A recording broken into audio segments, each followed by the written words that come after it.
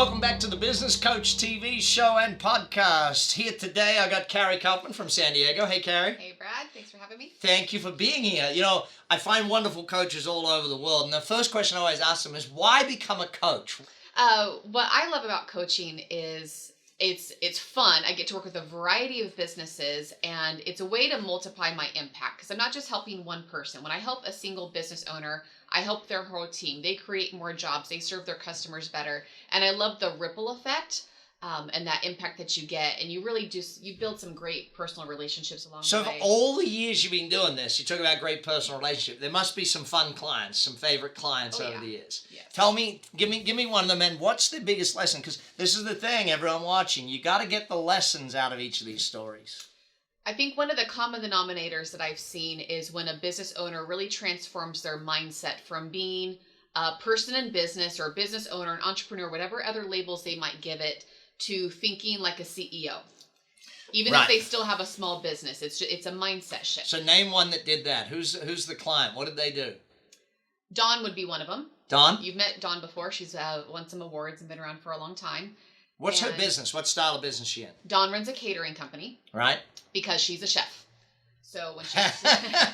First mistake in business, going into business, doing something you know how to do. Right. So she was a great chef, and so the business grew to some extent because they're good at what they do. Yeah, made good food, therefore people kept coming back, etc. Exactly. So that's a typical profile. So how did you shift her from being a chef to being the owner of a business or to being the CEO of the chef business?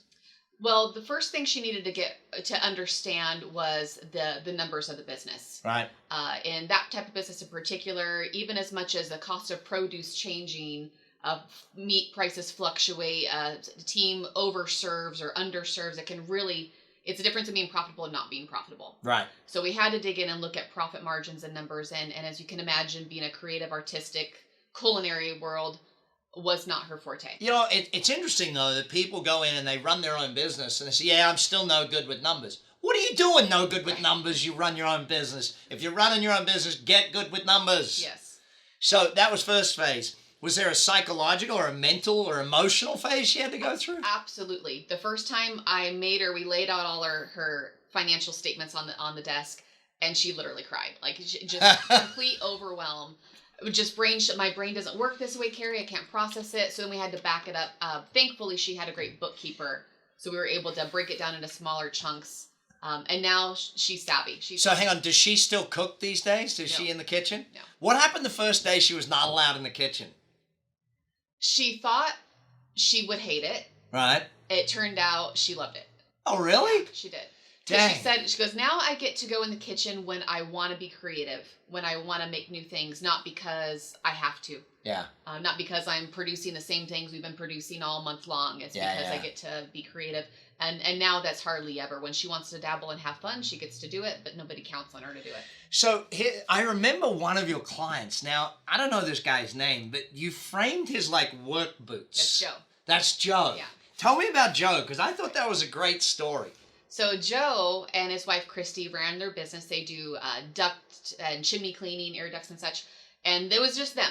And it was mostly just Joe. Christy helped out with the bookkeeping in the office, but Joe was the technician, so he found the work, he sold the work. He was the man in the van. Man in the van. And that's when they came to me in coaching. They were referred to me because Christy's brother was also a client. And so we started working on some systems, and he wanted to grow the business. And when he started his business, his only goal was to replace his income from when he had a job. So he started thinking, don't set that as a goal. Never set a goal to just replace income. Your goal's got to be to build a business that works without you.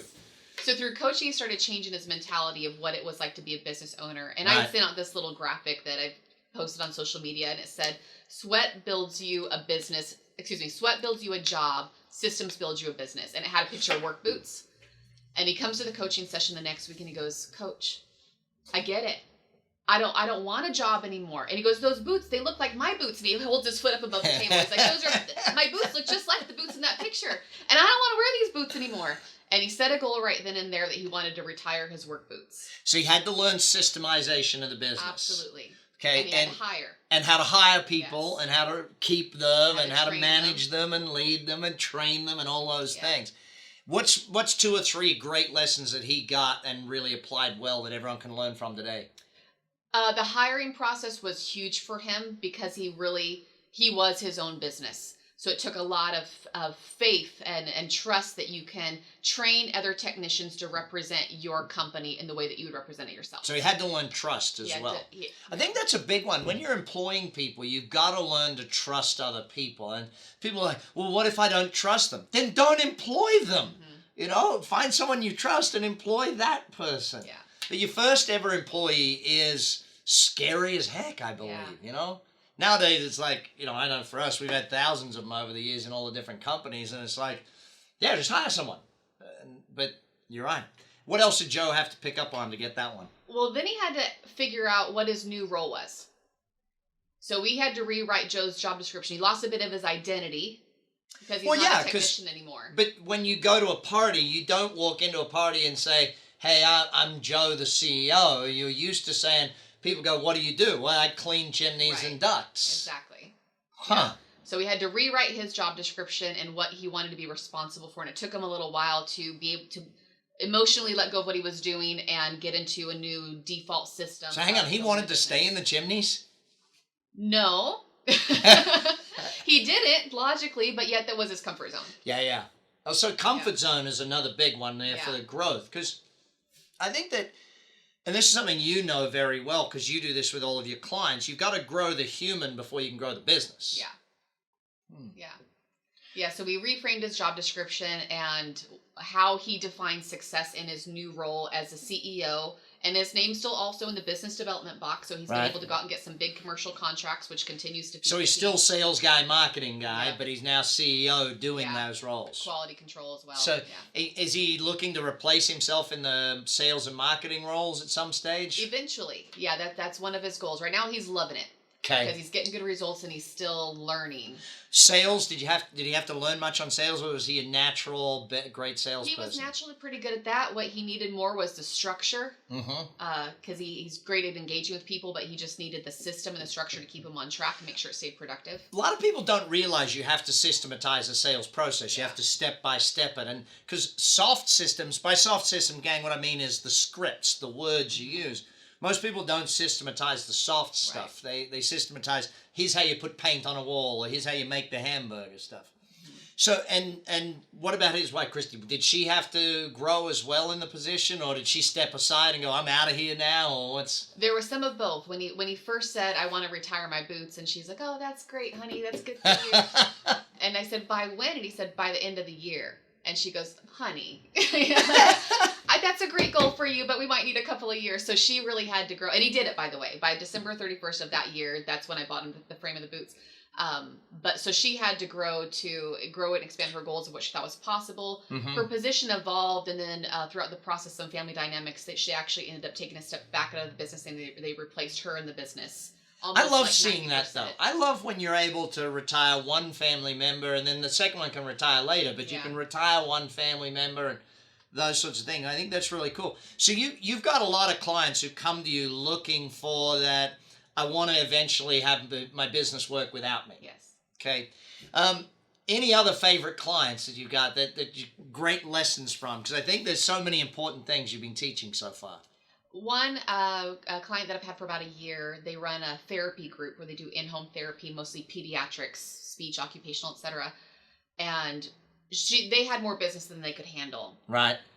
But the fear was still, well, I don't want to grow too fast, because it felt like she was getting the speed wobble, but it was purely mental. When they're turning away referrals from their providers and from the insurance companies because they didn't have enough therapists, but yet it was just still this emotional aspect of being willing to grow to the extent that your business is trying to grow with or without you.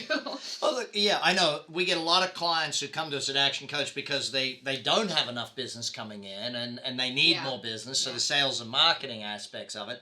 So in this case, it was more a management, leadership, and systemization side of the business where, hey, I got all the business I need, I can't control this thing. And we needed to add other therapists. We started out by measuring how productive are your therapists, how full are their schedules, are they efficiently routed and things like that, and there's still a lot of space. So let's look at recruiting. What are some of the biggest lessons on recruiting that you teach people? Because obviously Joe had to, all of your clients so far have had to recruit. Yeah. What are some of the biggest lessons on doing good recruiting? Hire for character, train for skill. Okay, explain that one to me. that while some positions such as therapy actually do require particular education and designations, you can't train character. Most of the skills and how we do things here and our way of doing things, our systems, that can all be taught, but you can't train a values fit. You can't train a company culture fit. You can't train somebody to care. Yeah, and that's a lot of times that's why I get business owners to write out their culture, because you can't recruit in your culture if you don't actually know what your culture is and have it documented and stuff. Good. What else do we got to do to be a good recruiter?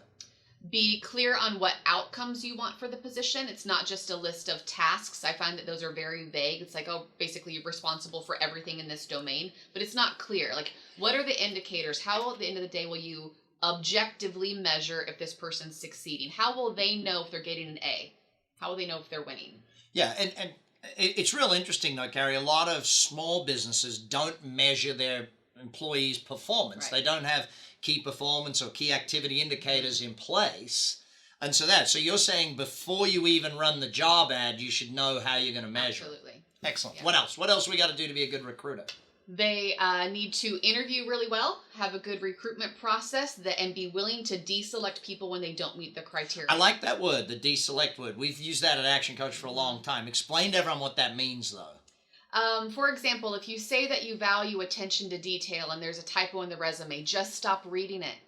But they emotionally say, but look at all this great experience they have. Well, they've just shown you who they are. Believe them. Yes. Yeah, absolutely. I think that's funny, because I know I've done that. Yeah. That's why I'm laughing at it. It's like, thanks for that lesson, Karie. I could have had that a few years back. And you ask them when there's a mishire, which still happens from time to time, but you ask them, in hindsight, looking back, did you see the red flag that ultimately led the employee to come on board and then fail?